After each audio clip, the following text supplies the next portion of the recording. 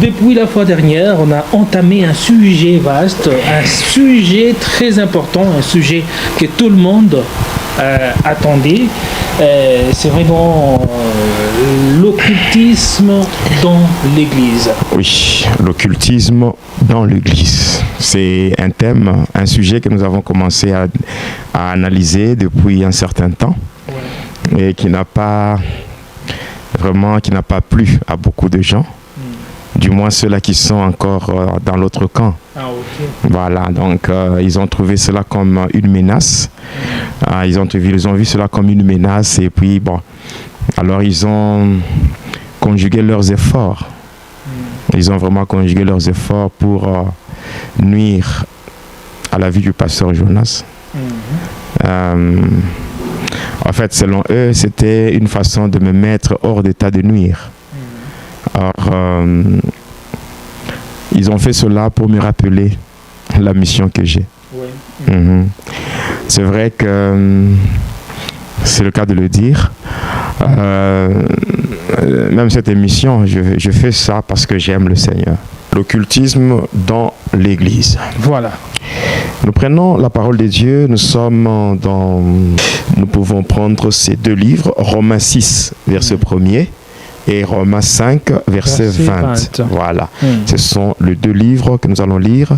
Nous pouvons, par la grâce de Dieu, ajouter le livre ou l'épître de Paul aux Colossiens, le chapitre 2 et le verset 18. Oui. Voilà, les trois livres qui vont devoir nous aider par rapport à notre témoignage d'aujourd'hui. Va et dis-leur numéro 44.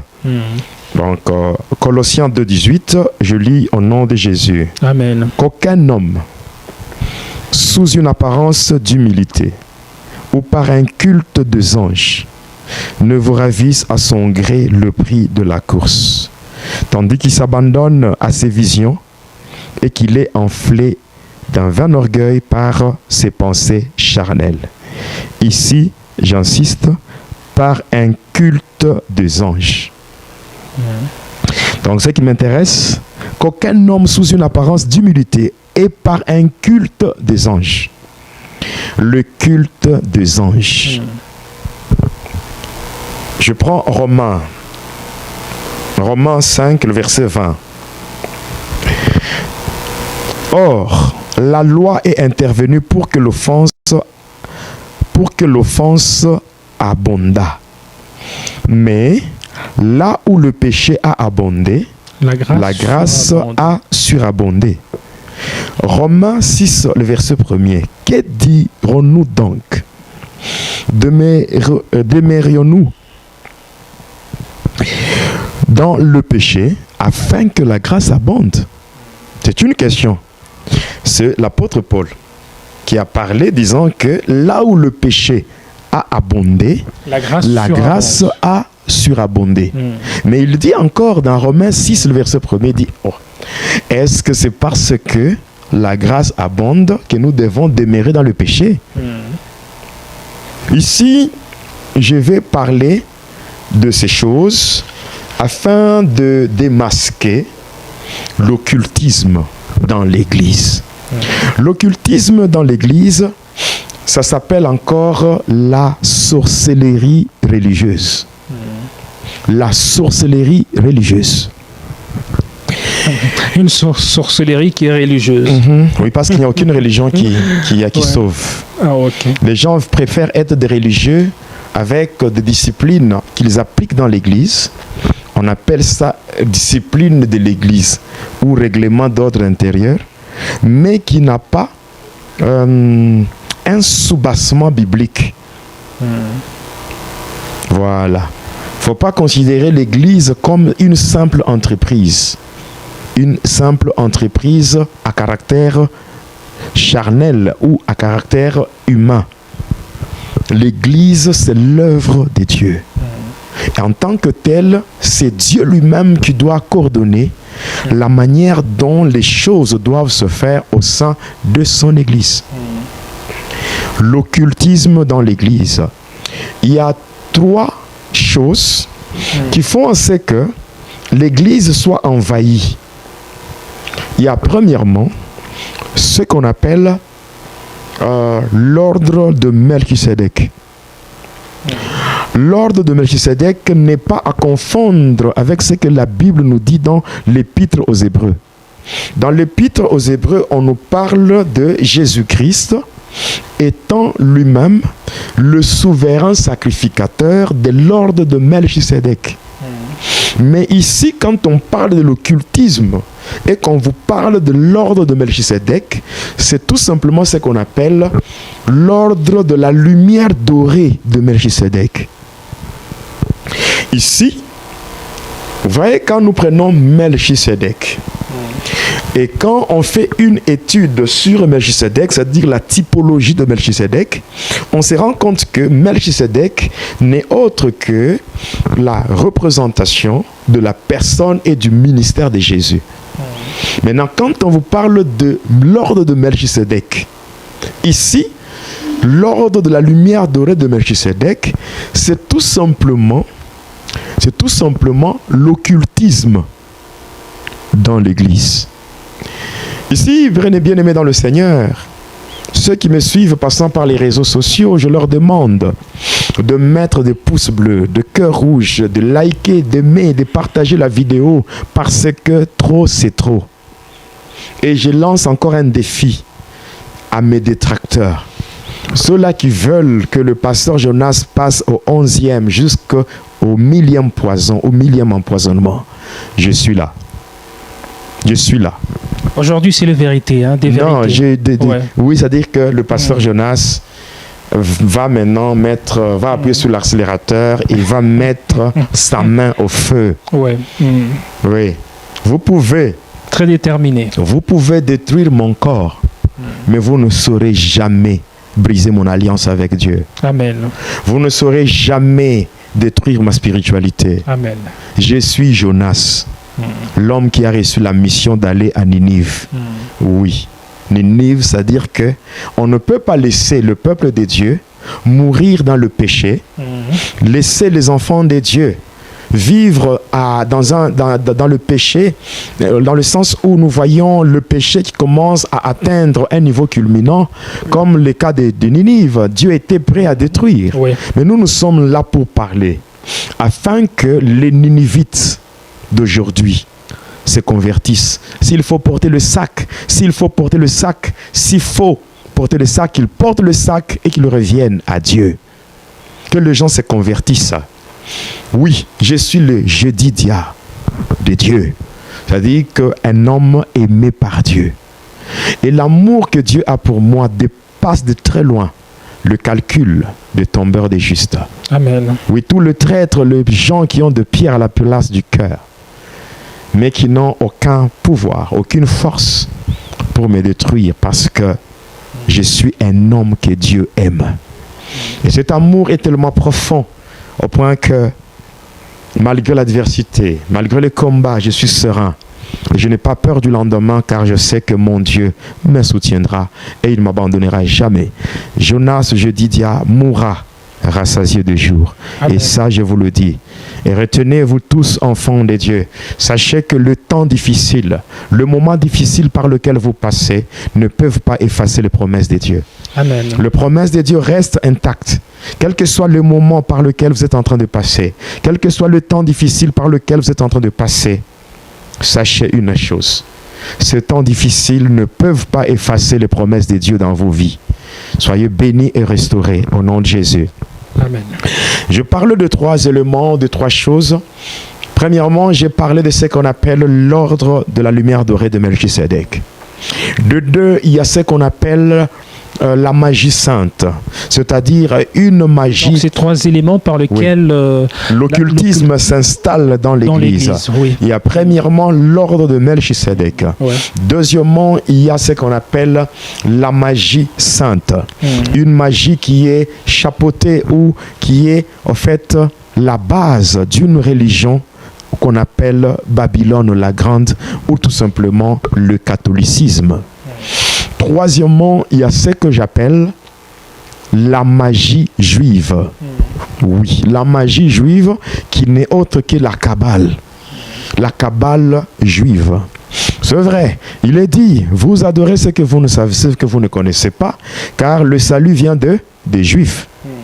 Mais ce n'est pas une occasion, je dis bien, ce n'est pas une occasion pour que les Juifs viennent nous raconter du n'importe quoi au nom de ce que la Bible dit que le salut vient des Juifs. Dieu, je le répète encore, Dieu n'est pas juif. Dieu, il n'est pas juif. Dieu, il est le créateur de toutes les races. Dieu n'est pas juif. D'ailleurs, cette dimension juive pouvait être un obstacle à la mission de Jésus. Oui. Lorsque la femme cananéenne pouvait réclamer quelque chose par rapport à son enfant, en tant que juif, il était limité, pouvait même dire, je ne peux pas donner la nourriture des enfants aux chiens. Tellement que la femme a insisté disant que les enfants et le chien mangent même ce qui tombe de la table. Et cette fois-là, Jésus ne s'est pas comporté comme un juif. Il s'est comporté comme le consommateur de la foi en tant que Dieu. Et c'est là que il a parlé de la foi qu'avait cette femme. Et nous aussi, nous nous attachons à Jésus par la foi, lui en tant que Dieu. Il y a des gens qui font des voyages, qui quittent leur pays pour aller en Israël, croyant que Dieu est en Israël. Ils vont jusqu'au Jourdain, prendre l'eau du Jourdain et commencer à vendre ça. Il y a d'autres qui vont jusqu'à la statue de la femme de Lot, qui s'est transformée en statue de sel, n'est-ce pas? Et qui coupent des morceaux, qui viennent multiplier ça, et ils vendent dans leurs églises. Il y a d'autres qui vont même dans la tombe de Jésus, prendre certaines choses et amener sous forme de reliques. Et quoi, ça c'est la sorcellerie dans l'église, la sorcellerie religieuse. Et aujourd'hui, moi je... Ceux avant de prêcher, ils mettent le drapeau juif, voilà. Devant la chaîne. Il y a d'autres qui mettent même des voiles sur leur tête, sous forme des choses là que les juifs mettaient, c'est que les sacrificateurs juifs mettaient, c'est que les pharisiens mettaient. Oh bien aimé, nous ne sommes pas à l'étape du pharisianisme, non. Nous sommes à l'étape où au temps de l'Église. Il y a même des chrétiens judaïsés. Mais ce sont des kabbalistes. Nous sommes clairement, nous sommes dans ce que nous appelons le sacerdoce royal. Oui, un peuple élu, une race élue, un peuple choisi, un peuple que Jésus lui-même s'est acquis par l'œuvre de la croix. Amen. C'est ce que nous sommes. Nous ne sommes pas des fanatiques des Juifs. Non. Nous sommes ici par rapport à l'Église. L'Église, c'est Israël spirituel. Et non pas ce qu'on est en train de nous faire passer, de nous faire croire Yeshua Mashiach. Non. Faites très attention avec certaines choses. Il faudra aujourd'hui que la vérité soit bien dite. Je vous dis, même si la Bible dit que le salut vient des Juifs, c'est parce que Jésus est né là-bas. La lumière était dans le monde. Le monde ne l'a pas connu. Elle est allée chez le sien, mais le sien ne l'ont pas accepté. Mais à tous ceux qui l'ont reçu, qui croient en son nom, il leur a donné le pouvoir de devenir enfants de Dieu. Enfants de Dieu. Nous sommes les enfants de Dieu. Nous sommes enfants de Dieu. Nous sommes nés de Dieu. Nous ne sommes pas nés du sang, ni de la chair, ni de la volonté de l'homme, mais nous sommes nés de Dieu. Je sais pourquoi le diable a la haine contre moi. Je sais, il peut continuer à avoir la haine contre moi, ça m'est égal. Ça m'est égal. Moi, tout ce que je sais, c'est faire la mission, accomplir le pourquoi de mon existence sur la terre. Amen. Pourquoi Jésus m'a introduit sous le soleil. Et contre vents et marées, j'irai et j'accomplirai pleinement la mission pour laquelle le Seigneur m'a ramené de la mort à la vie. Parce que je suis Jédidia, un homme que Dieu aime. Voilà. Alors, j'ai parlé de 3 choses. L'ordre de Melchisédek. Je parlais de la magie sainte, qui est en fait patronnée par le Vatican. Le Vatican avec le pape, c'est-à-dire Babylone la Grande. Après cela, vient la magie juive, que nous appelons la Kabbale juive. Moi, Jonas, quand je servais le diable, après avoir travaillé au niveau du pandémonium, le monde du pandémonium qui n'est autre que le monde de ténèbres ou le monde spirituel de Satan.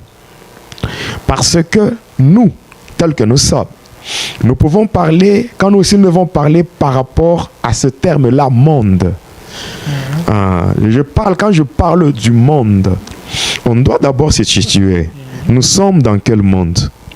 Nous sommes dans le 2e monde, le monde du péché, là où le péché abonde. Parce que le premier monde, c'est le monde dans lequel vivaient Adam et Ève. Dans ce premier monde où ils étaient dans une aisance totale. Ils étaient dans une aisance totale parce que Dieu était avec eux. Mais cependant, suite au péché, le diable les a induits en erreur, ils ont péché contre Dieu, ils ont été chassés. Et là, nous avons vu le chérubin. Or, les chérubins, c'est qui? Ce sont des anges qu'on appelle, dans la catégorie des anges, ce sont le gardien et le défenseur de la sainteté.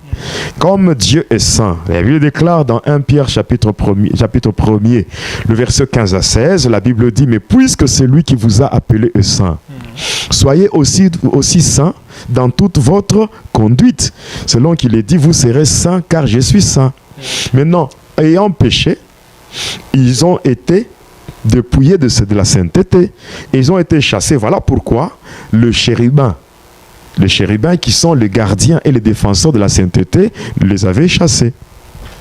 Alors, maintenant, quand nous parlons du monde de pandémonium, le monde de pandémonium, c'est divisé en 2. Il y a Pan et Daimon. Ça veut dire, c'est le monde de tous les démons. On appelle ça encore le monde de pandémonium kabbalistique. Alors, ce monde-là, j'ai vécu dans ce monde. J'ai vécu dans ce monde-là. Et quand je vivais dans ce monde, qui est divisé en 3, le monde de Polion, le monde astral, ainsi que le monde de Tartarus. Alors, étant dans ce monde-là, j'ai vécu dans la sorcellerie, j'ai vécu dans la magie, dans le catch. Après le catch, je suis entré dans le satanisme. J'étais dans la magie catholique, initié par un prêtre de nationalité espagnole et de la congrégation de Pères Blancs. Après, toujours ce prêtre-là, quand j'ai évolué avec ce prêtre, après, j'étais parti en Inde, où j'ai occupé le poste de secrétaire de Lucifer dans le temple de Daïl.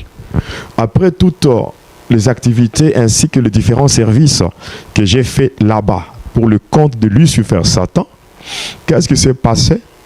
J'ai été élevé en dignité jusqu'à ce que j'ai eu le droit j'ai eu le droit, je peux appeler aujourd'hui la malchance, de participer à toutes les réunions que Lucifer Satan organisait avec les satanistes du monde entier. Et là, c'était où? On se réunissait donc au fond de l'eau, au croisement des océans. Il y a premièrement océan Atlantique et océan Indien, et puis océan Pacifique et océan Indien. Ce sont des points des rencontres là où le diable organise ses réunions.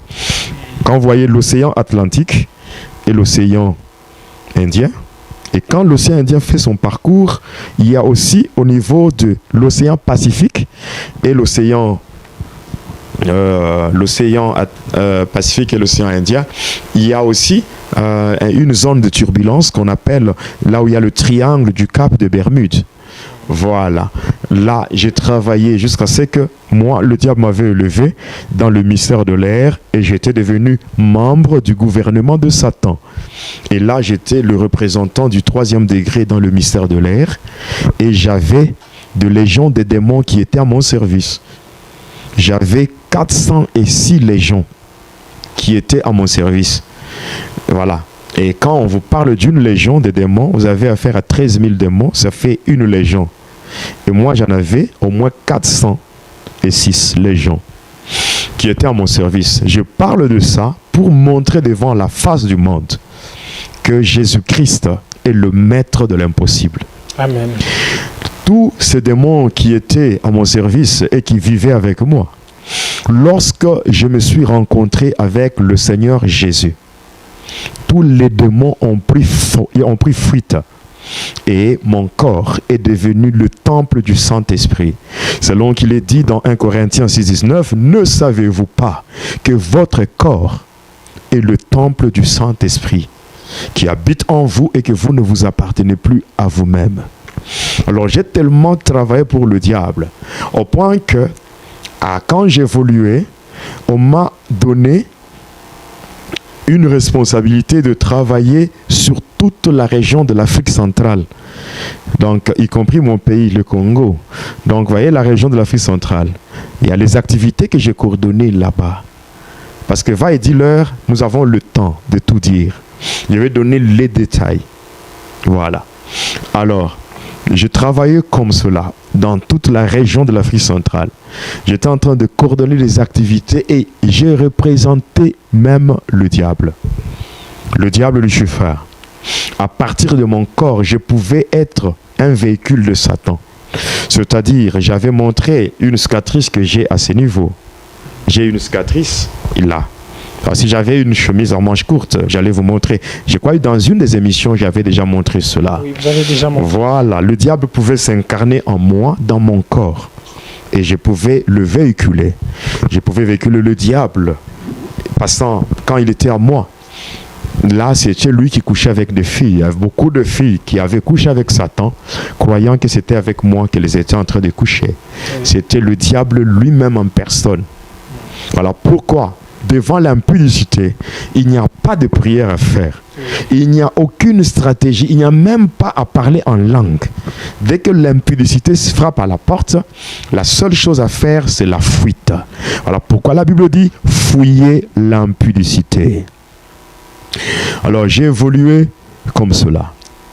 Alors, tellement que je travaille pour le diable, moi, on m'envoyait dans des missions compliquées, qu'on peut appeler même des missions suicides. Et je partais. Je faisais ce que le diable attendait de moi. J'étais un acolyte fidèle de Satan. Aujourd'hui, beaucoup de gens, il y a de certains serviteurs, ou je dirais certains instruments inconscients qui se sont laissés utiliser par Satan. C'est parce qu'ils ne me connaissent pas. Moi, je le dis, Dieu m'aide à moi. Au moment où je parle, même le diable, il a peur de moi. Et je parle. La Bible dit que le diable, il est le prince de ce monde. N'est-ce pas? La Bible dit que le monde entier est sous la domination du malin. Satan, s'il peut m'écouter, je le dis encore, il ne peut rien me faire. Amen. Et si il pousse ses acolytes à passer par les différents poisons, les empoisonnements, c'est parce qu'il sait que lorsqu'il était en train de me former, il croyait qu'il me formait pour sa gloire. Or que c'est le Seigneur qui voulait que j'aie toute la connaissance de ce monde-là. Et qu'au moment opportun, il me fait sortir de là. Il m'avait, le Seigneur lui-même qui m'aimait, et c'est celui qui m'a déniché de ce gouffre-là pour que je sois à son service et que j'accomplisse pleinement le pourquoi de mon existence. Amen. Alors, ayant déjà parcouru comment dirais-je, le pandémonium, il était arrivé à un moment donné, pendant que j'étais toujours au service de Satan, je devais parcourir ce qu'on appelle, je devais accéder à un autre niveau, une autre dimension, au-delà du pandémonium. Arriver dans un endroit où se trouvent même certains esprits qui n'ont jamais foulé leurs pieds sur terre et qui sont préparés par le diable par rapport à la période appelée Shaboua. Je pense, dans la suite, lorsque nous parlerons de Shaboua par rapport au retour de Jésus. Vous voyez la grande bataille dans la plaine d'Armageddon. Voilà, tous ces esprits-là qui n'ont jamais foulé leurs pieds sur terre, préparés pour cette dimension appelée Shaboua. Donc, on aura à démontrer cela, ce que cela signifie. Alors là, il fallait faire ce qu'on appelle le pacte de l'épée.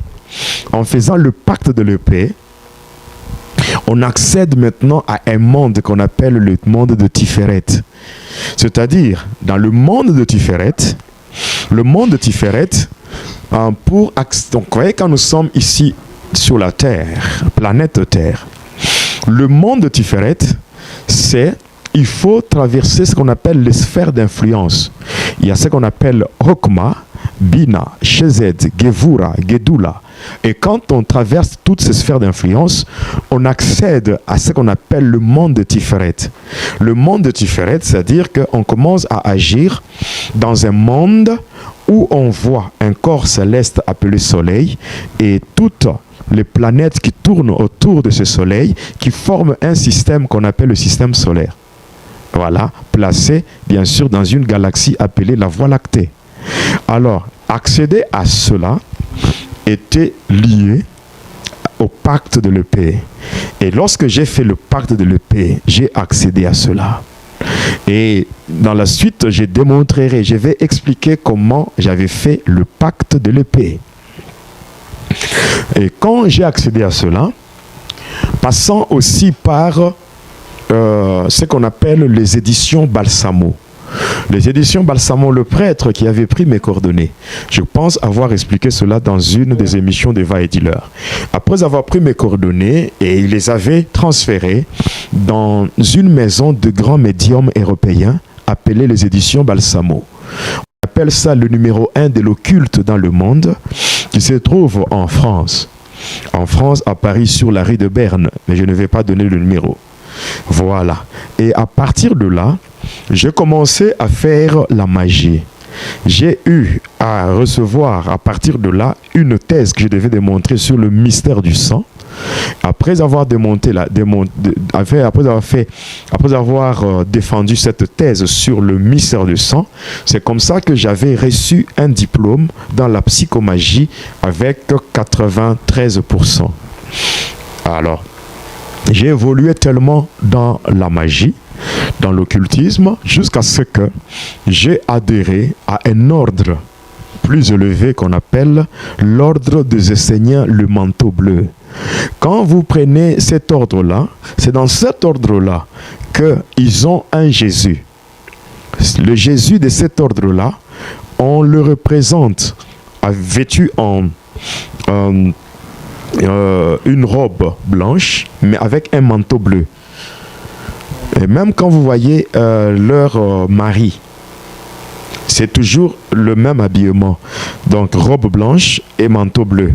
On appelle cela l'ordre des enseignants, le manteau bleu.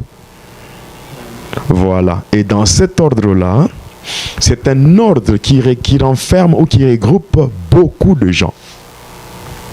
Beaucoup de gens. Et il y a dans l'ordre de ces enseignants, il y a plusieurs ordres qui sont des ordres,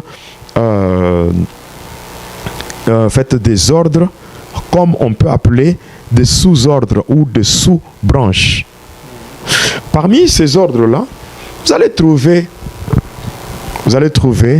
ce qu'on appelle l'ordre. Vous allez trouver ce qu'on appelle l'ordre de Melchisedec, la Kabbale. Vous allez trouver la Kabbale juive. Vous allez trouver beaucoup de choses. Ces ordres-là sont... Il y a aussi le mounisme, il y a l'antoinisme, il y a aussi la science chrétienne, il y a aussi ce qu'on appelle le christianisme céleste. christianisme céleste, antoinisme, monisme, il y a aussi l'ordre de Melchisedec, il y a la magie christique, il y a aussi ce qu'on appelle la civilisation atlante.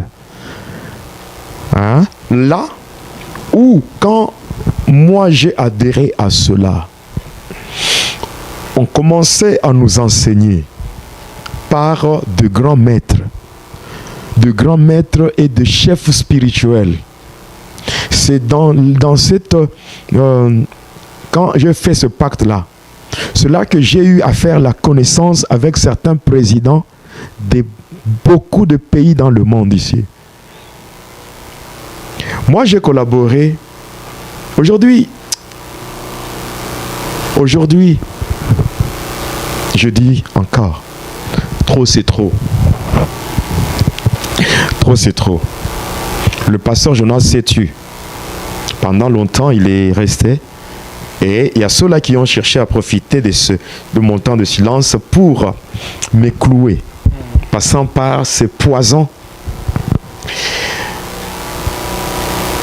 Ce mélange de ces poisons ils ont utilisé beaucoup de choses.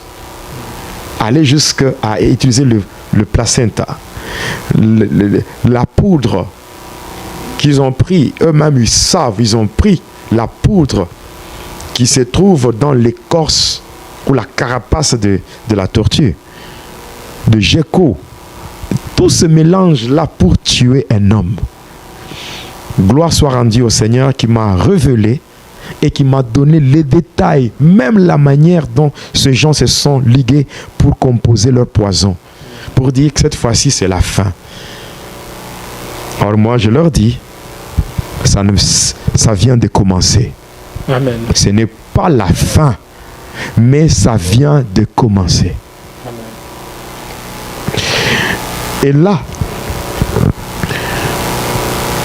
dans cet ordre de ce Seigneur, cela qu'on démontre que Jésus et vous avez dit que vous avez eu à faire des rencontres avec des présidents. Mais oui. D'ailleurs, quand j'étais d'abord dans le pandémonium, combien de présidents avec qui on se croisait en Inde, dans le temple du premier ministre de Lucifer? Combien d'hommes politiques? Mais beaucoup. Qui sont à la base de toutes ces situations malheureuses où nous voyons des nations qui sont à genoux. Est-ce qu'actuellement, on peut dire, dans le monde ici, on peut trouver un président qui n'est pas sataniste? C'est rare. Je peux même dire 2 sur 100. Ouais. Donc la majorité de présidents sont des satanistes. Mais oui. Mais oui. Ceux-là qui font partie du nouvel ordre mondial, ils savent. Ils croient que le monde ici, c'est quelque chose que le diable a créé et qu'il est le prince de ce monde. Non, non. Le diable, c'est une simple et une pauvre créature. Je démontre aujourd'hui la pauvreté de Satan dans le sens que est pauvre toute créature qui est déconnectée du Créateur. Voilà. Voilà. Et pauvre toute créature déconnectée du Créateur. Voilà. Là-bas, j'étais initié à ce qu'on appelle la magie du feu, où on utilise certaines citations de la Bible telles que la lumière soit. Vous voyez? Que la lumière soit. C'est une citation de la Bible, non? Ouais. Mais on l'utilise pour allumer certaines chandelles dans le ténèbre. Alors il y a toutes ces choses. Et c'est là que les gens font beaucoup plus usage du tétragramme. Écoutez, Dieu, nous n'avons pas besoin d'étudier Dieu. Nous avons besoin de chercher Dieu. La Bible ne dit pas étudier Dieu, mais la Bible dit chercher Dieu. Ah, ok. Dans Jérémie 29, 13, la Bible dit, vous me chercherez et vous me trouverez si vous me cherchez de tout votre cœur. C'est ce que la Bible dit. La Bible ne nous demande pas d'étudier Dieu. Mais là, il y a le problème du tétragramme. Ils prennent Yahweh. Après, ils mettent sur le tétragramme. Le tétragramme Yahweh, il y a le tétragramme Yehoshua Hamashia, Yeshua Hamashia, pour donner Dieu manifeste. Or, qu'est-ce qu'ils font? Avec le tétragramme, on fait usage de ce qu'on appelle les éléments de la croix. Parce que le royaume de ténèbres est fondé sur les éléments symboliques de la croix. Et vous pouvez un peu expliquer le tétragramme? Oui, nous allons y arriver, mon frère, parce que j'ai bien dit, cette fois-ci, on va ouvrir le ventre du boa. Oui, éventrer le boa, comme on dit. C'est-à-dire,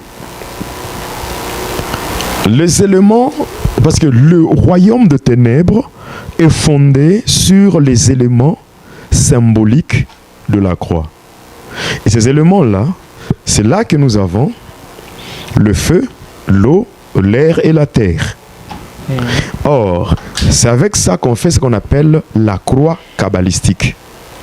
À partir de la croix, si on entre dans l'étude et l'analyse du tétragramme, c'est là que vous comprendrez beaucoup de choses que je vais devoir expliquer dans la suite. Alors, revenons sur l'occultisme dans l'Église. Lorsque on est initié déjà à l'ordre de Melchisedec, on est initié à ce que j'appelle l'ordre des Seigneurs, il y a beaucoup de choses qu'on découvre. Alors, moi, j'ai été d'abord initié. Après l'initiation, pour que je me mette aussi à initier des gens, je suis passé de l'initiation à l'intronisation. Parce que lorsqu'on est initié, dans l'initiation, il y a 5 choses que l'homme est appelé à faire. Lorsque j'étais initié, je pouvais faire 5 choses. La première des choses, c'est opérer avec les anges. La deuxième des choses, c'est faire des fausses délivrances. La troisième des choses, c'est libérer les archanges. Et la quatrième des choses, c'est activer les anges. Et la cinquième des choses, c'est manipuler les esprits. Aujourd'hui, la majorité de ceux-là qui sont initiés, ce qui est vrai, ils ont des églises et ils font usage de ces 5 choses. La première des choses, c'est opérer avec les anges. Opérer avec les anges. Deuxième des choses, faire des fausses délivrances. Troisième des choses, comment libérer les archanges. Et après, la quatrième des choses, c'est comment activer les anges. Et la cinquième des choses, c'est comment manipuler les esprits. Et manipuler les esprits oui. Humains ou les esprits... Même les humains, on les manipule. Un pasteur peut, s'il connaît seulement la manipulation des esprits, il peut vous manipuler et commencer à lire même dans votre tête. C'est-à-dire, quelqu'un te dit, connecte-toi à mon esprit. Quelqu'un qui te dit, connecte-toi à mon esprit. Hein? Ça, c'est déjà la télépathie. Quelqu'un peut avoir la capacité de te communiquer sa pensée. Et toi, tu commences à faire ce que lui te dit. Quelqu'un peut lire ce que toi tu penses, ce que tu as dans ta tête. Il peut lire ça. Et il peut même te prophétiser. Il peut même te dire ce que tu as fait le matin. Parce qu'il s'est déjà connecté à toi. Parce que moi, je le faisais. Je pouvais imposer ma volonté par la télépathie. Parce que quand quelqu'un arrive à ce niveau d'initiation, dès qu'il arrive au niveau de l'initiation, il peut faire usage de 3 choses. Parce que quand on est initié, il y a les 5 éléments que je viens de citer. Après ces 5 éléments, on peut faire aussi usage de 3 choses. 1, la télépathie. 2, la téléportation. 3, la télékinésie. Je vais expliquer cela lorsqu'on va expliquer comment sortir du corps. Comment sortir du corps pour aller communier avec les esprits des morts et les esprits des vivants afin de bénéficier de leur onction. Parce que quand vous êtes dans l'ordre des Seigneurs ou bien dans les autres ordres là, on peut vous expliquer comment même vous pouvez sortir de votre corps et aller communier avec les esprits des morts et les esprits des vivants. Comment bénéficier de leur onction? Parce qu'il est dit ceci dans l'occultisme. Tu ne peux pas faire quelque chose si tu n'es pas lié à l'esprit de quelqu'un qui a déjà fait la chose. Je ne sais pas si vous me comprenez. Je comprends. Tu ne peux pas faire quelque chose si tu n'es pas dans la connexion spirituelle avec l'esprit de quelqu'un qui a fait cette chose avant toi. Et par conséquent, tu es appelé de sortir de ton corps pour aller communier avec les esprits des morts et des vivants qui ont déjà fait une chose que toi tu veux expérimenter. Et ainsi, dès que tu sors, il y a possibilité, passant par les anges, il y a possibilité d'activer l'esprit des gens qui sont morts, tels que Catherine Kuhlman, tels que Branham. Il y a beaucoup de ces gens qui sont morts.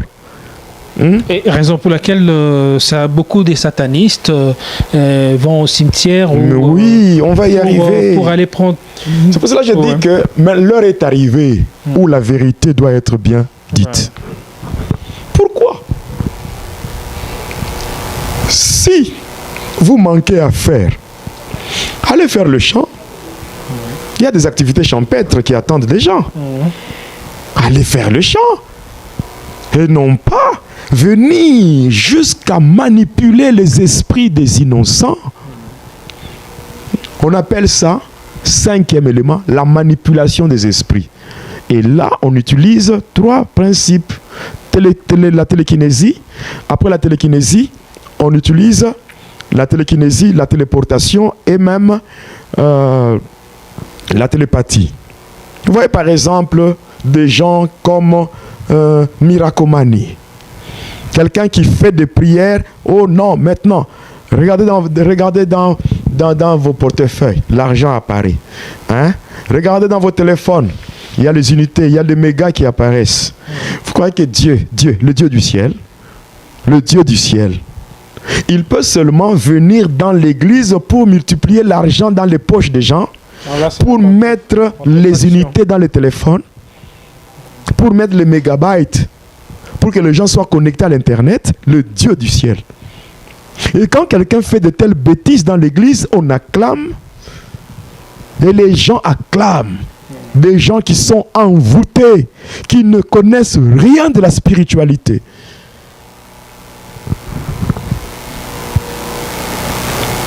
Bien-aimés dans le Seigneur, faites attention. La Bible déclare que l'apparition de l'Empire se fera par la puissance de Satan avec des prodiges et des miracles mensongers. Lisez bien 2 Thessaloniciens chapitre 2. Oui, à partir du verset 9, la Bible déclare: l'apparition de cet impie se fera par la puissance de Satan, avec toutes sortes de miracles, de signes et de prodiges mensongers, avec toutes les séductions de l'iniquité pour ceux qui périssent, parce qu'ils n'ont pas reçu l'amour de la vérité pour être sauvés. Il y a des gens qui n'aiment pas la vérité. Il y a des gens qui sont fanatiques des hommes, qui sont fanatiques. Voilà pourquoi, bien-aimé, toi qui es fanatique, on se sert de toi pour te manipuler. Et même lorsque le Seigneur sera de retour, je ne pense pas que, étant un fanatique à tel niveau, que tu pourras trouver le temps de partir avec le Seigneur. Et toutes ces choses, c'est bien préparé par le nouvel ordre mondial. Parce qu'au fait, ce qu'on est en train de chercher à faire, c'est la réapparition de la tour de Babel. Oui, la réapparition de la tour de Babel. Et ainsi, on infiltre l'Église pour que la puissance de Satan soit répandue. La puissance de Satan soit répandue. Que les gens s'éloignent de Dieu. Aujourd'hui, nous voyons des pentacles. Le premier pentacle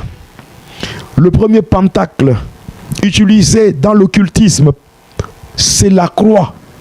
La croix n'a jamais été un symbole de Jésus. Non. Parce qu'avant Jésus, la croix était utilisée même en Égypte. Parce que quand vous prenez la rose croix tire son origine de l'Égypte. Lorsque Christian Rosenkreuz a pris la rose croix de l'Égypte pour l'amener à l'Occident, c'était déjà la croix qui était utilisée. Alors, lorsque moi, j'ai adhéré à toutes ces choses, je suis passé par des formations jusqu'à ce que je suis entré. Je suis passé de l'initiation à l'intronisation. Moi, quand j'ai été intronisé, d'abord, j'étais sacrificateur. Parce que dans ces ordres-là, il n'y a pas de pasteur. Non, pasteur, apôtre, non, il n'y en a pas. Ça n'existe pas. Il y a des maîtres. Non. Là, vous arrivez là-bas, vous êtes d'abord maître, grand maître. Là, c'est quand vous êtes déjà intronisé. Là, c'est grand maître. Après grand maître, vous devenez sacrificateur. Sacrificateur, souverain sacrificateur, et puis chef spirituel. Voilà. Moi, j'étais sacrificateur.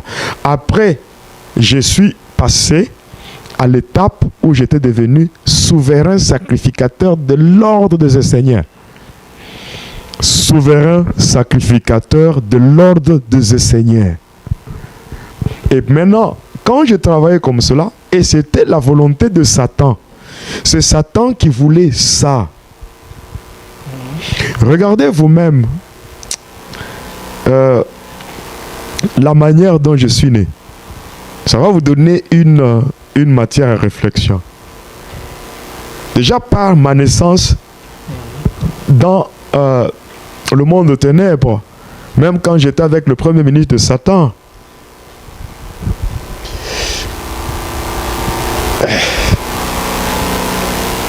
et étant comme cela, c'était la volonté de Satan. Et maintenant, on m'avait ramené, maintenant, je le suis fait. Quand j'ai terminé cette formation avec les 2 étapes, c'est-à-dire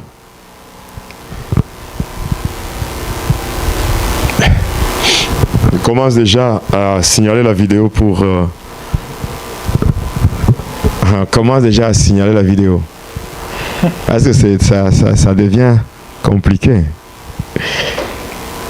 Lorsque on m'avait ramené chez Satan, après avoir terminé l'initiation et l'étape de l'intronisation, le diable, lors d'une réunion, Il nous avait réunis. Parce que quand nous avions terminé cette formation-là dans l'ordre des enseignants, dans les jours à venir, je donnerai le détail. Parce que lorsque je commencerai à énumérer ce que je faisais, vous allez comprendre comment certaines formations se font. Quand on m'avait ramené à Satan, l'équipe, notre équipe là qui subissait cette formation, nous étions au nombre de combien? Au total, nous étions au nombre de 32. Mais ceux qui avaient fermé la formation, nous étions seulement au nombre de 17. Parce que ce sont des étapes très compliquées. Et maintenant, lorsque nous avait ramenés chez Satan, Satan nous avait donné la mission de préparer les églises. Oui. Préparer, non pas préparer les églises pour la gloire de Dieu. Préparer les églises, non, ce n'était pas ça. Notre mission à nous, c'était de recruter tous les pasteurs. Satan nous avait donné 3 stratégies. Dans la réunion là, nous qui étions au nombre de 17, les 17 personnes qui avaient terminé la formation. Il nous avait dit ceci. Il y a 3 stratégies à utiliser pour avoir les hommes de Dieu et faire à ce que ces hommes deviennent nos agents. Et que s'ils devenaient nos agents, automatiquement leurs églises aussi seront à nous. 3 stratégies utilisées par le diable. 1. L'argent. L'amour de l'argent. Même la Bible dit, l'amour de l'argent, c'est la racine de tous les maux. Ça, c'est 1. Deuxième stratégie, la sexualité. Les femmes. Nous, on préparait même des femmes à partir du royaume marin. Les esprits des eaux. Des fausses convertis qui entraient dans des églises avec comme mission d'essuyer l'église par l'impudicité et l'adultère. Et troisième stratégie, la gloire, c'est-à-dire la puissance. Ce qu'on appelle le power. La puissance. Alors, ces 3 stratégies, c'est avec ça, ce sont ces 3 stratégies que nous, on utilisait beaucoup plus comme des appâts. Pour avoir beaucoup plus de pasteurs. Parce que quand on est dans le cultisme, 1, vous avez l'argent. 2, vous avez la puissance.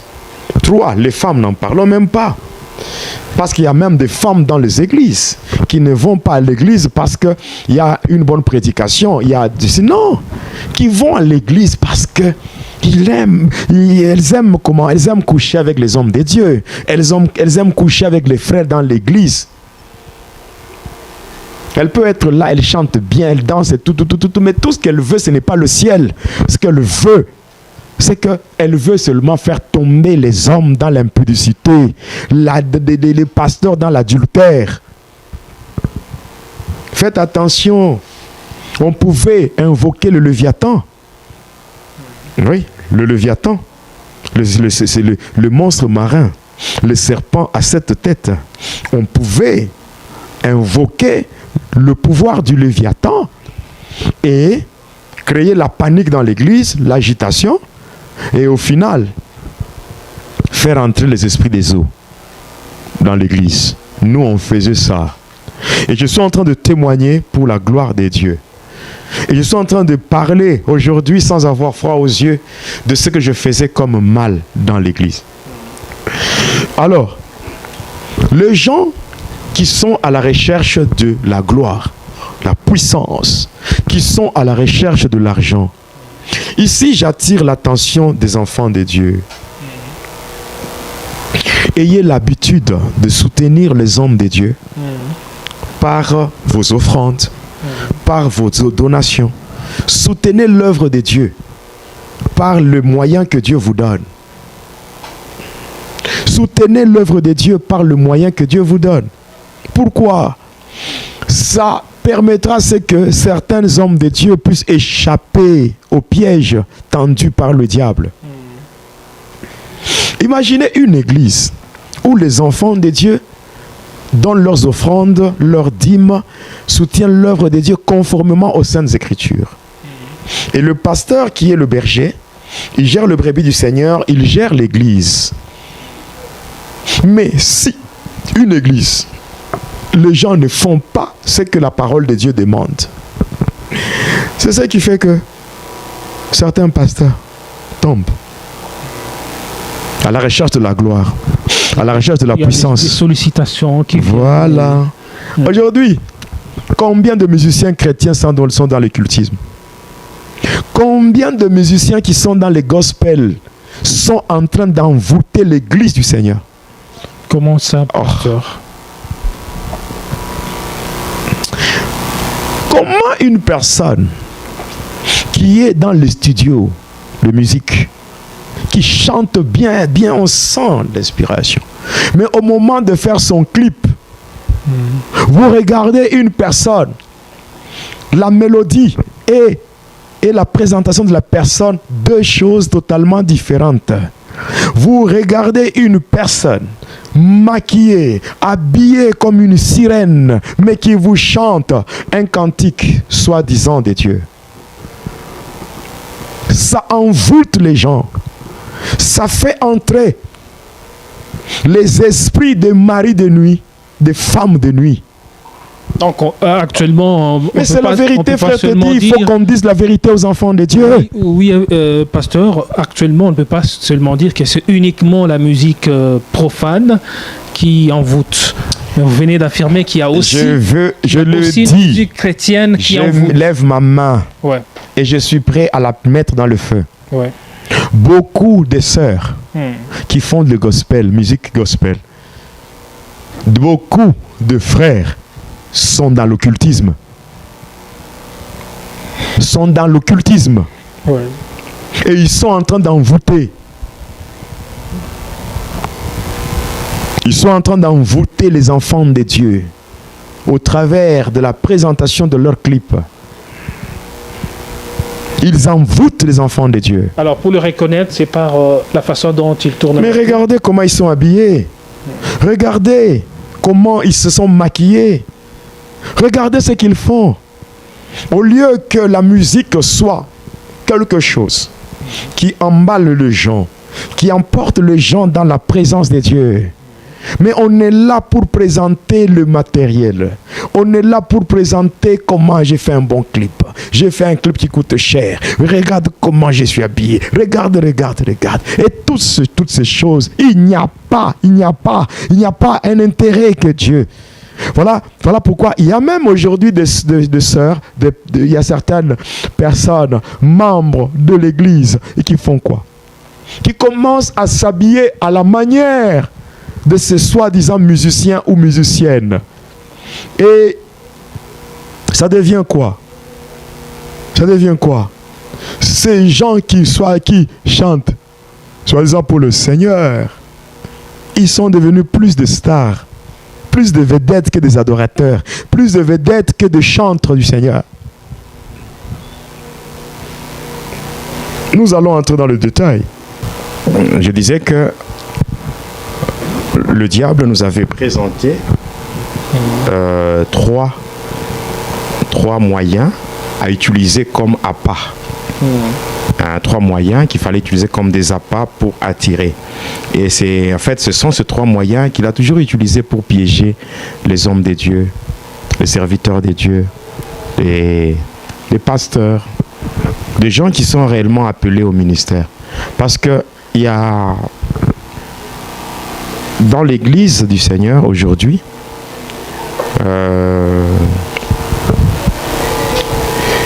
il y a trois catégories de serviteurs. Il y a premièrement ceux qui sont réellement appelés par Dieu. Dieu les a choisis et Dieu leur a confié une mission de le servir. Première catégorie. Deuxième catégorie, ce sont des gens qui n'ont pas été appelés par Dieu. Qui n'ont pas été appelés par Dieu, mais qui se sont fait serviteurs eux-mêmes. Donc, qui n'ont pas été appelés par Dieu, mais qui se sont fait eux-mêmes serviteurs. 3, ce sont les agents de Satan que le diable a envoyés au sein de l'Église afin de combattre l'Église, afin de détruire l'Église. Voilà. Maintenant, il y a les deux catégories ici. Un, agents de Satan, et de deux, ceux qui se sont fait passer eux-mêmes comme des serviteurs. Alors, ces gens-là, le diable le recrute afin qu'ils soient là pour lui. Et il y a trois moyens qui sont utilisés. Trois moyens utilisés. Un, l'argent. Deux, la puissance. Trois, les femmes. Ce sont les trois pièges. Maintenant, nous qui avions terminé la formation, nous étions là pour recruter. Et maintenant, qu'est-ce qui se fait par rapport à la destruction de l'Église? Dans les différents pays du monde, du côté de la Grande-Bretagne, en France, aux États-Unis, au Congo, il y a les représentants de Satan qui collaborent avec même le nouvel ordre mondial. C'est-à-dire qu'ils collaborent avec le sataniste pour financer les églises. Il y a maintenant, au moment où nous parlons, il y a ce qu'on appelle les réseaux. Donc, il y a les réseaux qui sont en fait comme des sociétés secrètes. Parce que quelqu'un va se poser la question, d'où vient l'argent? D'où vient la puissance?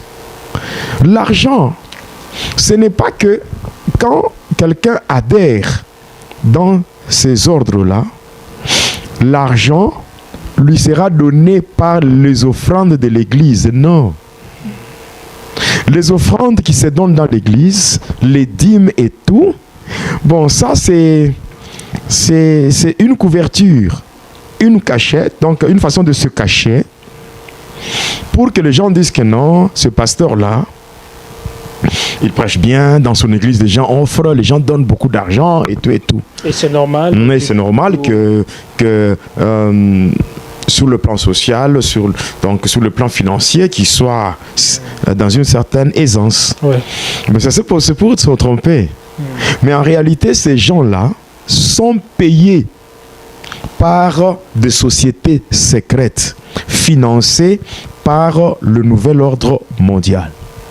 Maintenant, comment se fait le recrutement?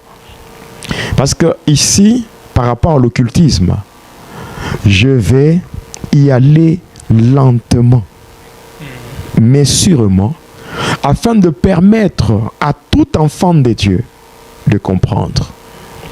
Je salue déjà en passant ma jeune sœur Daniel de Vécu Top TV. Je salue tous ceux de Prions pour le Monde, le secrétariat, maman Daniel, papa Julien, conseil de sages et tout. Le Prions pour le Monde à travers le monde.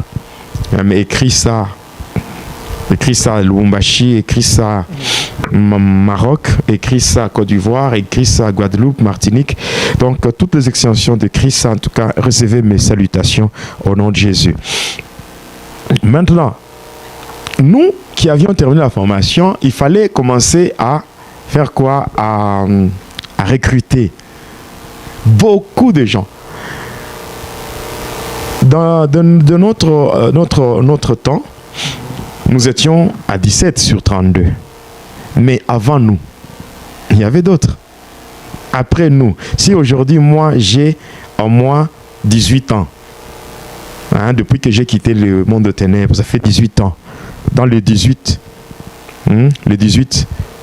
ans, il y a combien encore qui ont été recrutés, formés et tout? Voilà. Maintenant, qu'est-ce qui se passe? Ou bien qu'est-ce qui s'est passé à l'époque? Comment on faisait le recrutement? Le recrutement, ça se fait comment?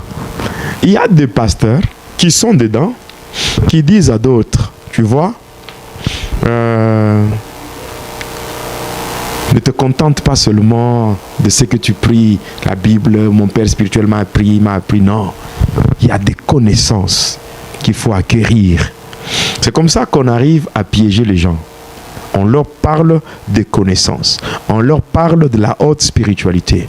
On leur parle de financement des églises, construction des églises, équiper l'église. Et même d'autres qui sont, par exemple, qui sont en train de, comment dirais-je, qui sont en train qui ont l'inspiration pour chanter, pour faire de bons cantiques pour le Seigneur. On parvient à les avoir passant par quoi? On parvient à les avoir passant par la production. On va vous produire. On va vous faire entrer en studio. On va financer le tournage de vos clips. On va financer les concerts. On va vous produire dans telle salle, dans tel stade. Donc, vous aurez ceci. On vous propose. Maintenant, vous avez besoin du financement. Non seulement le financement, vous avez besoin de la puissance et tout et tout. Maintenant, il y a des formulaires à remplir. Ces formulaires, c'est bien écrit, adhérer à l'ordre de. Il y a les ordres où vous êtes appelés à adhérer. Et puis, qu'est-ce qui se fait? Vous devez écrire. Vous écrivez, vous envoyez la lettre. Et les gens, les pasteurs, ils écrivent. Dès qu'ils écrivent, qu'est-ce qui va se faire? Vous écrivez. Après avoir écrit, on va chercher un sataniste, un occultiste, membre de l'ordre, qui va vous introduire. C'est de là qu'on parle du verbe ordonner. Le verbe ordonner, le substantif du verbe ordonner, c'est l'ordination. Or, l'ordination, étymologiquement parlant, ça vient du latin. Ordinatio. Ordinatio, ça signifie tout simplement introduire quelqu'un dans un ordre. N'est-ce pas? Voilà. Parce que dans les choses de Dieu, il y a la consécration, l'ordination, il y a aussi l'intronisation. N'est-ce pas? Maintenant, lorsque un pasteur X présente maintenant sa demande, quand la réponse on lui donne, on va lui demander ses coordonnées. Il est dans quel pays, dans quelle ville. Déjà à partir de la société secrète, on va prendre un membre qui est déjà dans cet ordre-là et on va l'envoyer vers le pasteur là. Lui aussi, il est membre de l'ordre, mais d'une manière normale, il est pasteur d'une église. Je ne sais pas si vous comprenez. Il est pasteur d'une église. Et moi, à l'époque, et je ne me cachais pas, moi, c'était au niveau, quand quelqu'un déjà, quand on commence à lui donner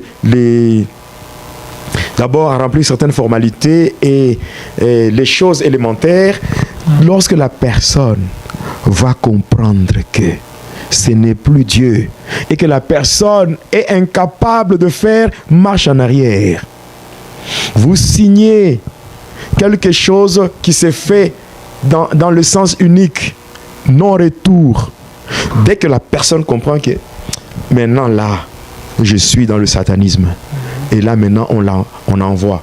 Nous on recevait à ce niveau-là pour initier la personne dans le satanisme sans se voiler la face.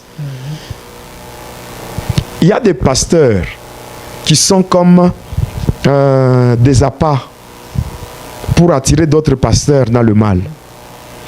Il y a des pasteurs qui sont là pour faire tomber d'autres pasteurs. C'est comme ça aujourd'hui, vous allez constater, frère te dit, il y a des plateformes des pasteurs, union des pasteurs, union de ceci. Lorsque tu as reçu la vision, tu étais avec qui? Pour être dans une union des pasteurs. Plateforme des pasteurs. Il y a même des noms. Union de ceci, union de ceci. Même certaines confessions religieuses. Ce sont des appâts. Parce qu'il y a des gens qui sont comme cela, mais eux-mêmes savent leur appartenance, sachant très bien les ordres dans lesquels ils appartiennent. Ils sont là pour corrompre d'autres pasteurs, leur laver le cerveau, afin de leur faire comprendre que non, il n'y a rien de grave. On leur montre que non, c'est pas dire que vous allez pécher, c'est normal. Voilà. Oh oui. Maintenant, on les attire. Une fois qu'on localise le pasteur par rapport à son pays, on localise le pasteur par rapport à son pays, on envoie maintenant un membre qui est aussi dans l'ordre. L'ordre. Alors, dès qu'il arrive, il va maintenant te donner, te dire ce que tu dois faire. Dans l'occultisme, qu'est-ce qu'on va présenter? La première des choses, il faudra que le pasteur là, qui veut aussi adhérer, puisse présenter le statut de l'église. Le statut qui doit être déjà légalisé et notarié. Après avoir présenté cela, on va demander non seulement le statut, il faudra annexer au statut le projet que vous avez. Jusque-là, c'est bien. On est en train de vous attirer lentement mais sûrement. Vous présentez le projet et on va vous parler du financement. Imaginez-vous, l'œuvre de Dieu qui est financée par des inconnus. C'est plus l'œuvre de Dieu. Et ce que vous dites là, vous avez pratiquement raison, parce que je connais une église là, il y a des blancs qui venaient et qui vous disaient au pasteur, réunissez-vous, on va financer vos églises. Oui. Donc, on vous propose le financement. Oui. Bon, pendant que moi j'étais encore dans le satanisme, le premier financement était au-delà de 100 000. 100 000 $, au-delà. C'est une somme énorme. C'est le premier financement. Ouais. Ah, le premier financement, c'est au-delà de 100 000. 100 000 $. Bon, vous imaginez, par exemple, vous avez une église dans laquelle l'offrande n'arrive même pas à 1 000 $. N'est-ce pas? Vous voyez? Même pas à 500 $. C'est pour cela que lorsqu'on sert Dieu, il ne faut pas qu'on soit cupide. On ne sert pas Dieu pour l'argent. On sert Dieu pour amener les âmes au ciel. Amen. Mais là, déjà, lorsque vous êtes motivé par l'argent, c'est comme quand j'étais encore dans le satanisme, il y a un pasteur qui s'appelait Jonas. Il était pasteur d'une église CDD. Oui, CDD, le compagnon de Daniel. Il était venu me voir dans mon labo. Il me dit, tu vois, nous avons tout tenté dans la vie, ça n'a pas marché. On a été dans les commerces, ça n'a pas marché. On a été dans les commerces, ça n'a pas marché. Maintenant, à la fin, on s'est dit, comme ça n'a pas marché dans le commerce, autant maintenant entrer dans l'œuvre de Dieu. Vous voyez, quelqu'un qui... L'œuvre de Dieu, ce n'est pas quelque chose qu'on doit faire après avoir tout fait. Non. Après avoir échoué partout, tu vas maintenant dans l'œuvre. Non. L'œuvre de Dieu n'est pas liée à la recherche de l'argent. Alors, il me propose, je dis, qu'est-ce que tu veux? Non, j'ai besoin d'être puissant. J'ai besoin d'être puissant. Et j'ai besoin d'être un grand prophète. Un grand prophète et avoir la puissance de la délivrance. Il dit, il n'y a pas de problème, apporte-moi ton sang. Apporte-moi juste ton sang, le sang, dans un flacon. Et le reste, moi, je vais te connecter à la maison Louis Gilbert, comme ça tu auras ce que je te veux. 2 jours après, il est venu avec le sang, son sang. J'ai dit non, rentre avec ça. Viens avec un flacon vide. Et il était venu et j'ai dit, allez, maintenant présente-moi ton doigt. Prends la lame de rasoir. Tu vas te couper à ma présence pour que je sois sûr que c'est ton sang. Il a coupé et le doigt commençait à saigner. Et là, il a mis comme ça, le sang tombait dans le flacon, jusqu'à ce que le flacon était rempli du sang. Et il m'avait donné, j'avais transféré de l'autre côté. Imaginez. Il y a des gens qui se disent que non, si je deviens pasteur, j'aurai l'argent, j'aurai ceci, j'aurai cela. Non, non et non. L'amour de l'argent là, c'est ça la racine de tous les maux. C'est comme ça que beaucoup de pasteurs tombent. Je demande aux enfants de Dieu, protégez vos pasteurs en obéissant à la parole de Dieu. La parole de Dieu vous demande dans Deutéronome 16:16 de ne pas vous présenter dans la présence de Dieu avec les mains vides. Donnez l'offrande selon la parole de Dieu. Donnez l'aumône, donnez toutes les offrandes possibles.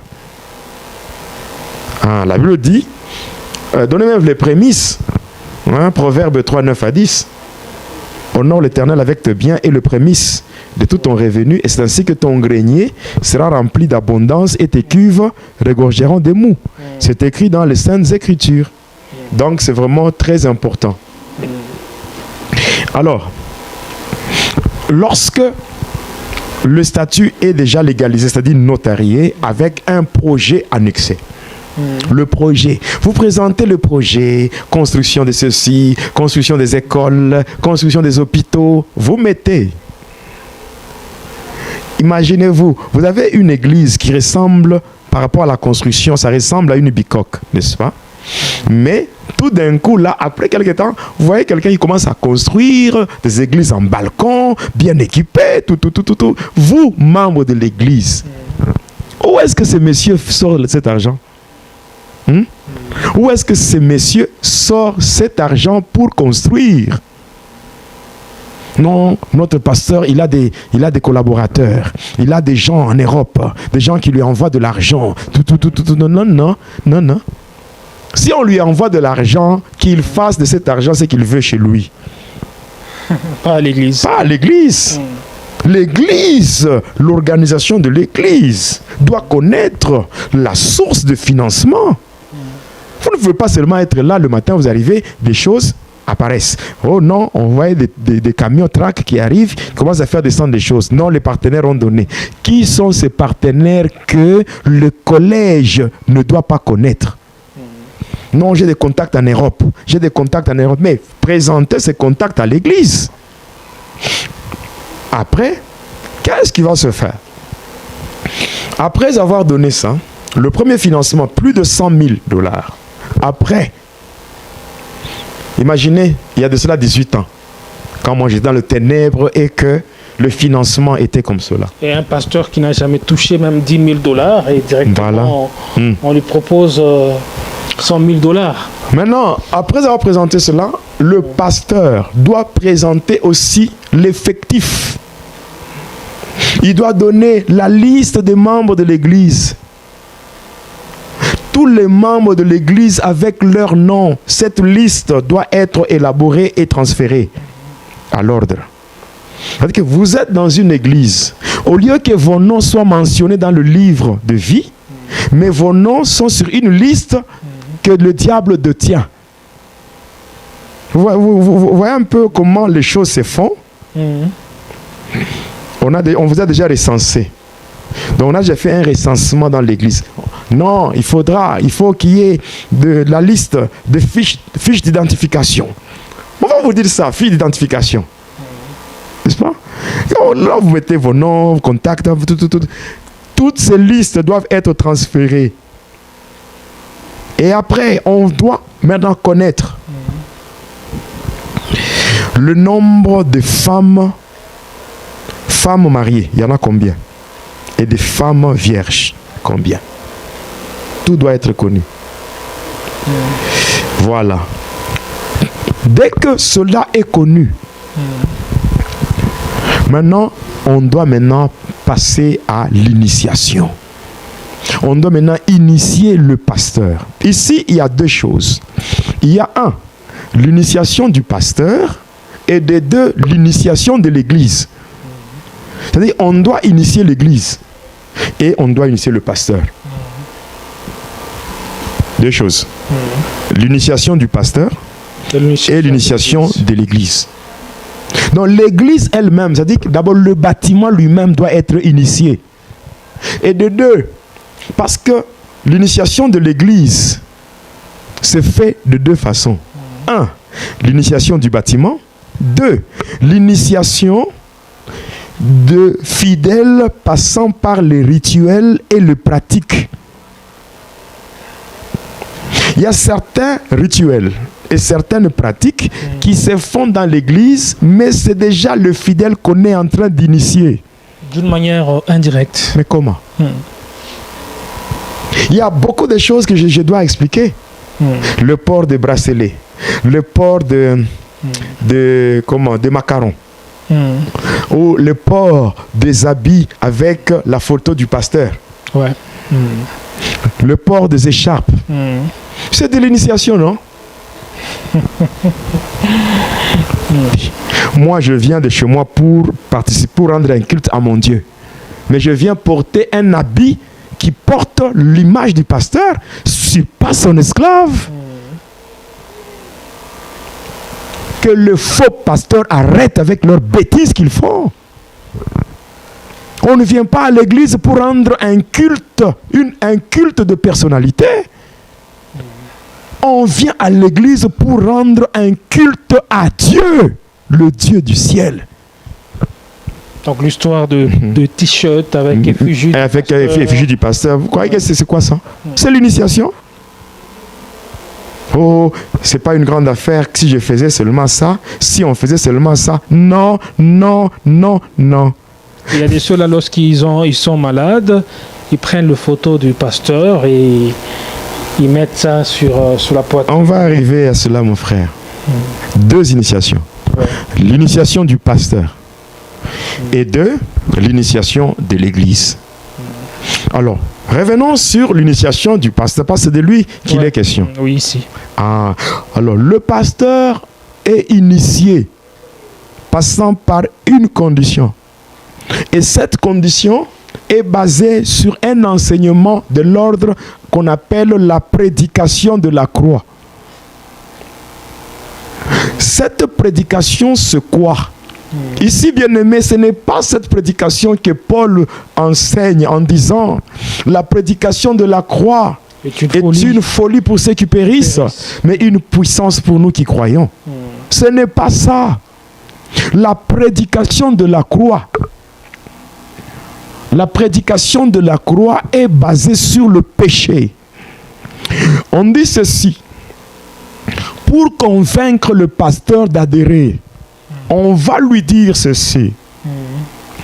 Dieu n'a jamais, ou Dieu ne peut jamais manifester sa puissance si le péché n'a pas encore abondé.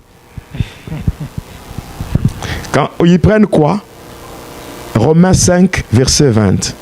Quand le péché abonde, là où le péché a abondé, la grâce a surabondé.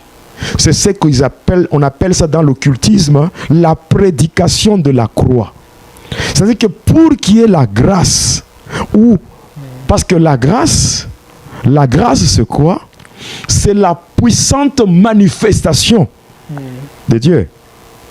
Si il y a une puissance qui dépasse toutes les puissances, c'est la grâce. La grâce est basée sur la mort substitutive.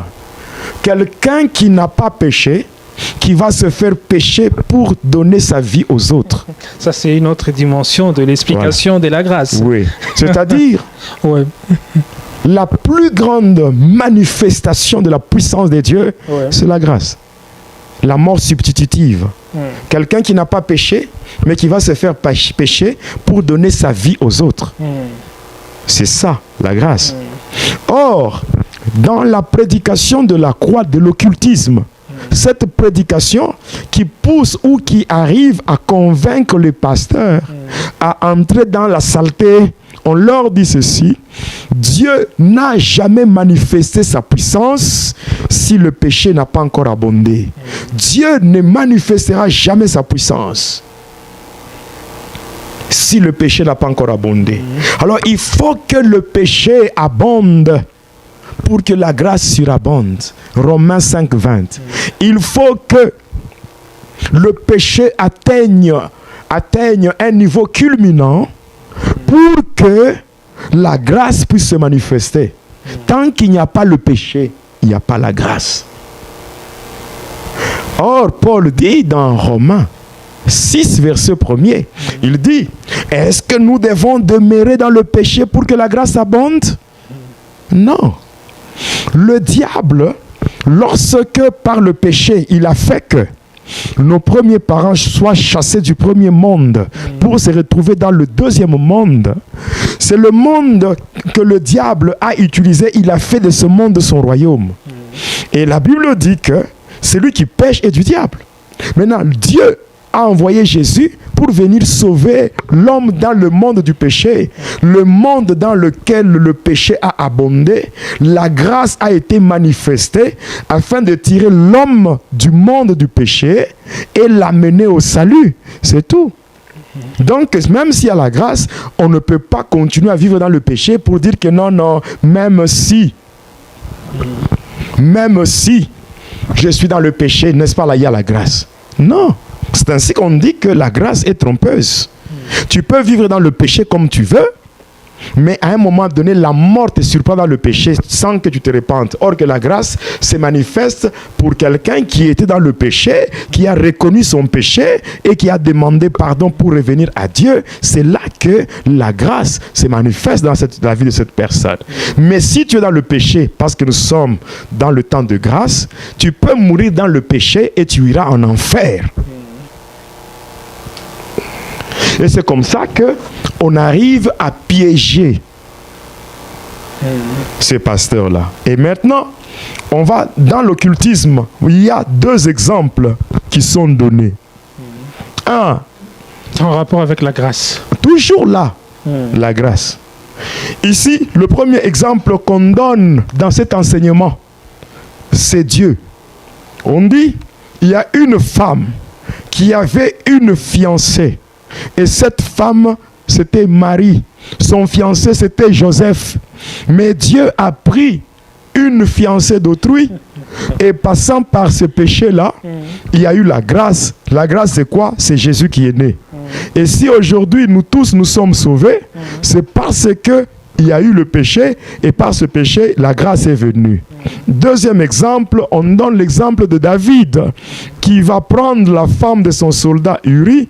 Et de là, lorsque dans le psaume 51, il s'est repenti tout, et la grâce est venue, et cette grâce c'est qui? C'est Salomon. Vous voyez? Et c'est cette façon qu'on est en train de tordre les Écritures par une philosophie humaine et qu'on arrive à piéger ces gens. Et alors on va lui dire, maintenant, écoute, tu vois, c'est ce qui s'est fait.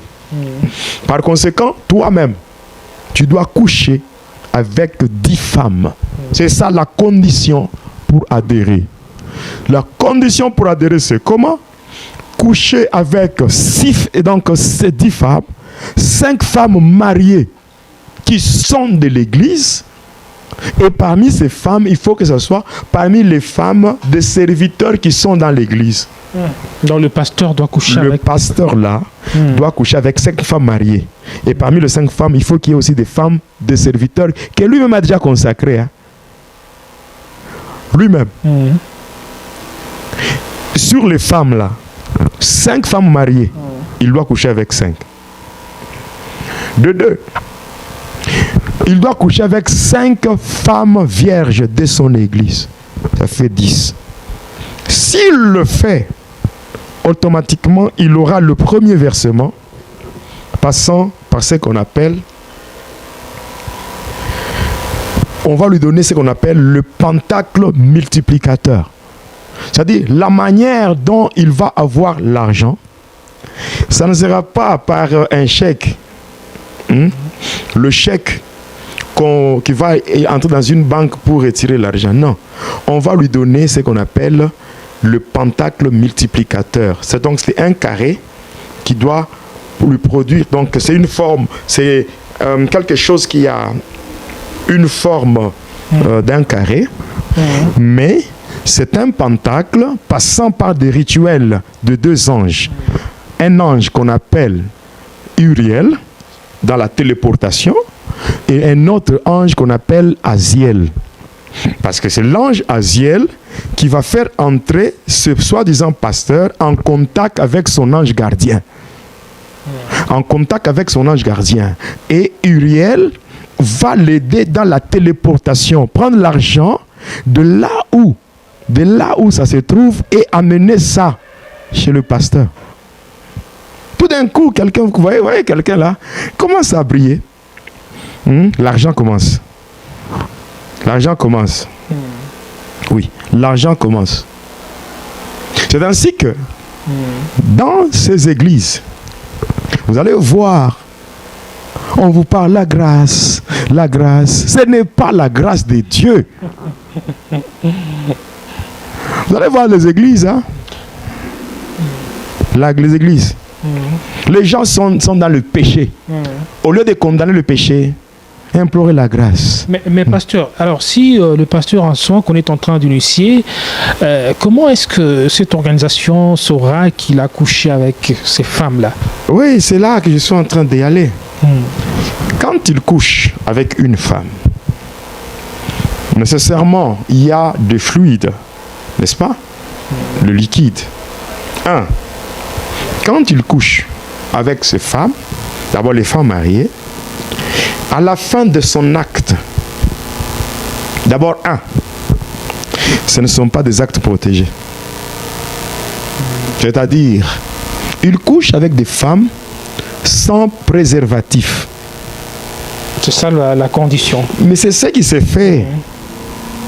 Je vous dis, Dieu m'est témoin, il y a certaines églises où il y a des femmes mariées, mais dans leur maison, il y a même des enfants de pasteurs. Wow.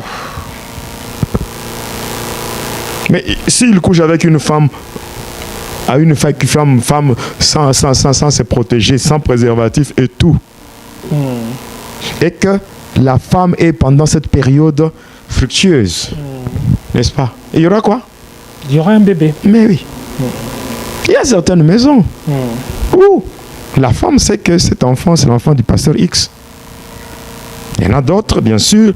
Bon, après avoir consommé l'acte, il n'y a pas eu fécondation. C'est comme ça. Mais ce qui est important dans cette affaire, c'est quoi? Après avoir couché, il ne va pas s'essuyer. Et donc, il ne va pas utiliser un mouchoir ou une serviette quelconque. Il va utiliser la serviette ou le mouchoir qu'on lui a donné. Ce qu'on lui a donné. C'est-à-dire que là, dans l'ordre, on lui donne même des serviettes, de mouchoirs. Chaque fois qu'il couche avec une femme, il s'essuie avec. Et il va prendre ça, il va transférer. Et surtout quand il couche avec des filles vierges, après avoir détruit leur virginité, il y a un saignement, il y a une hémorragie. Et ce sang-là, transféré. Il y a des filles compliquées. Il y a des filles qui souffrent parce qu'elles ont couché avec des soi-disant hommes de Dieu et qui ont déjà transféré leur sang de l'autre côté. Et lui, il va commencer à s'enrichir, il va se taper une jeep, il va se taper ceci, il commence à construire. Non, le pasteur construit une école, le pasteur construit un hôpital, le pasteur dit non, démolissez cette église, c'est archaïque, on va mettre une grande église en balcon. Et là, il n'aura pas à faire d'autres sacrifices humains. Ah non, mais ça, ce n'est que le début, ça c'est par rapport au premier financement. Ce financement est lié à ça. Donc, il faut qu'il pêche. Il faut qu'il fasse une abomination. Moi, je vous dis, il y a des pasteurs vampires. J'ai prié pour la délivrance d'une sœur à Kinshasa. Elle avait un problème. Le pasteur qui va la faire entrer.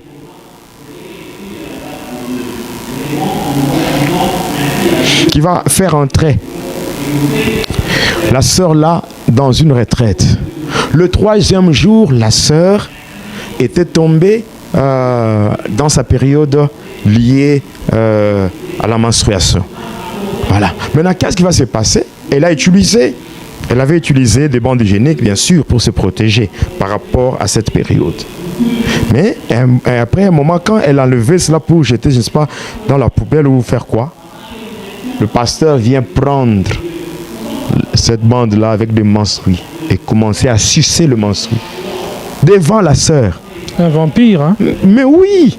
Pourquoi faire ça? Il connaît ce qu'on lui a déjà demandé, non? Je vous dis, la vérité doit être dite. Afin que ces gens qui font de telles bêtises puissent arrêter.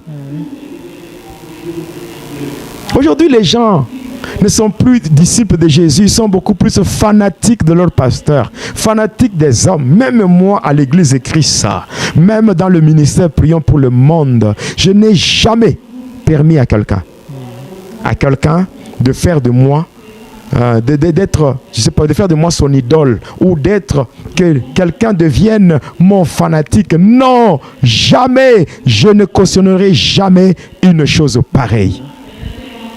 Donc, vous allez voir dans des églises où les gens sont dans du n'importe quoi, ils sont en train de faire du n'importe quoi, s'habiller comme des sirènes, se maquiller comme des sirènes, de musique comme de musique de nature mondaine, des choses, les pasteurs voient toutes ces choses, mais quand il arrive, la grâce de Dieu nous suffit, la grâce de Dieu. Mais vous voyez le péché, mais vous parlez des gens sur la grâce. D'abord, avant même de mentionner la grâce, condamner le péché, condamner le mal que les gens font, condamner le bêtise, condamner toutes les antivaleurs, vous le condamnez, que les gens sentent la douleur, qu'ils subissent la circoncision du cœur, et après, vous leur demandez d'implorer la grâce. Parce que quelqu'un qui s'est repenti, quelqu'un qui s'est humilié devant son Dieu, quelqu'un qui a pris la résolution de ne plus retourner dans le mal, celui-là, quand il implore la grâce, oui, cette grâce lui sera accordée parce que la personne reconnaît son péché. Or, nous savons que le salaire du péché, c'est la mort. Donc, si la personne doit mourir pour ses propres péchés, c'est que la personne ne va plus exister. Mais si la personne, malgré son péché, cette personne veut continuer à vivre, il faut que la personne se repente et que quelqu'un d'autre meure à sa place. Or, le fait que Jésus est mort à notre place, c'est ça la grâce. Ouais. La grâce, ce n'est pas demeurer dans le péché pour dire que non, Dieu va me pardonner, Dieu va me pardonner. C'est comme si Dieu aime le péché. Dieu aime le pécheur, mais il déteste le péché. Voilà pourquoi il y a des églises, quand vous y entrez, vous voyez que c'est la jungle. Vous entrez dans une église, vous trouvez du n'importe quoi. Et le pasteur est là, il prêche, il peut prêcher un message. Les gens disent, mais en tout cas, ça c'est la haute spiritualité. Ça c'est ça. En tout cas, ça c'est l'homme de Dieu. Ça ce sont les oracles. Mais les oracles dans le péché, les oracles dans les abominations, le pasteur ne condamne pas le péché parce que lui-même, il vit dans le péché. Parce que pour que la puissance diabolique se manifeste, il faut qu'il y ait le péché. Il faut qu'il y ait le péché. Dans une église où on tolère le péché, cela laisse place directement au règne du diable dans cette église. Mais celui qui pêche est du diable. 1 Jean chapitre 3 verset 8. Celui qui pêche est du diable, car le diable pêche dès les commencements. Mais le Fils de Dieu apparu afin de détruire les œuvres du diable. Et la première œuvre du diable, c'est le péché. C'est le péché qui est en fait la toute première œuvre de Satan. Le péché. Nous ne pouvons pas tolérer le péché. J'avais prié pour la délivrance d'une sœur en 2017. Quand l'église de Christ a été au camp Maramba. Oui. Elle était venue, j'ai prié pour elle. Cette sœur me dit, le pasteur m'a fait avorter. Mais il est marié. Mais il m'a fait avorter. Un jour, nous étions avec lui dans l'hôtel. On a couché ensemble. Après avoir couché, il est allé à l'église. Il a fait des miracles, des grandes délivrances. Et quand j'ai vu les délivrances, là, je me suis dit, en tout cas, ce pasteur, Dieu est avec lui. Pourquoi? Parce qu'il vient à peine de coucher avec moi dans l'hôtel. Mais après avoir couché, il va à l'église. Il prêche, commence à prier pour les gens, des miracles, des délivrances, tout. Et la soeur se dit, oh, comment un homme qui a fait ça peut avoir encore fait ça? En tout cas, il ne faut pas toucher aux hommes de Dieu. Hein? Ne touchez pas aux oins. Ne touchez pas à mes oins. Vous voyez? C'est cette phrase-là, ne touchez pas à mes oins, est devenue comme un slogan pour encourager le mal. Or, c'est par rapport au principe de l'occultisme qu'on appelle la prédication de la croix. Pour dire, Dieu ne peut pas manifester sa puissance si le péché n'a pas encore abondé. C'est-à-dire que lorsque lui, il fait des abominations et toutes ces choses, c'est que ça augmente la puissance. Et quand il commence à déclarer, ce sont des démonstrations, des gens qui tombent à gauche, à droite, tous les gens. En tout cas, cet homme, un homme de feu, un homme de ceci, tout ça, simple théâtre, une simple comédie diabolique.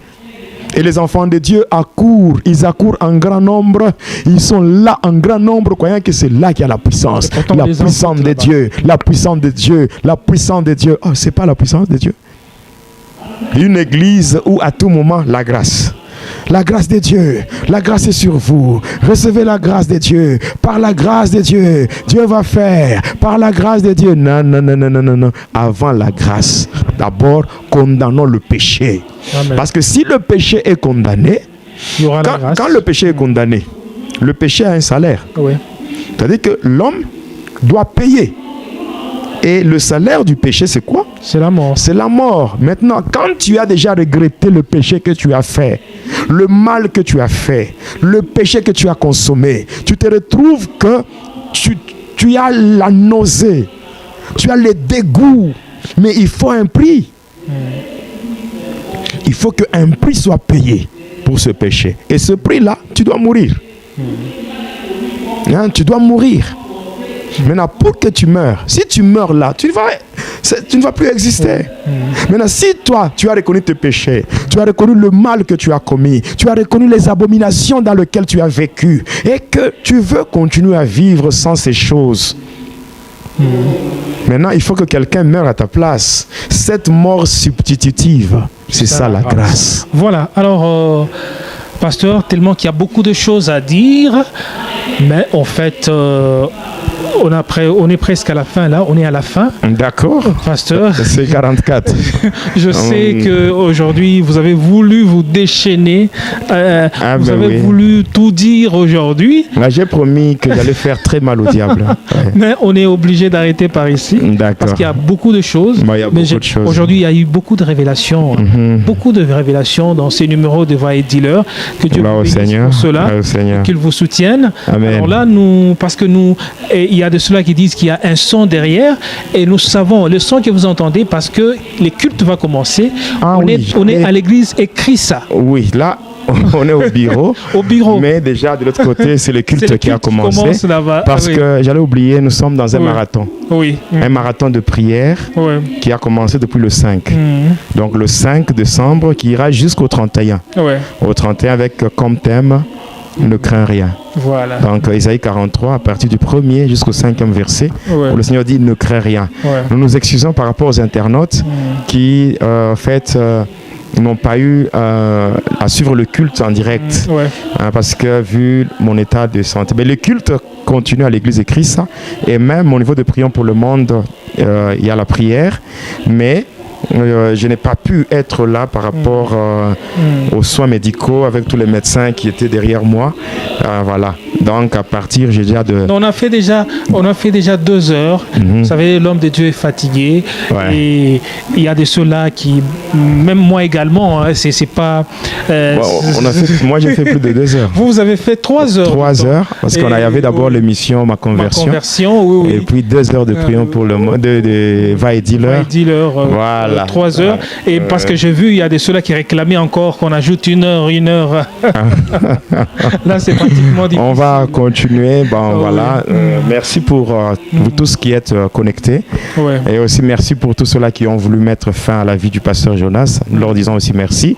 Parce qu'ils nous ont juste rappelé la mission que nous avons. Voilà. Alors, passant par cette mission, Dieu ne nous abandonnera jamais, quel que soit le projet de l'ennemi. Nous sommes sereins et nous n'avons pas peur du lendemain, car Dieu est au contrôle de toutes choses.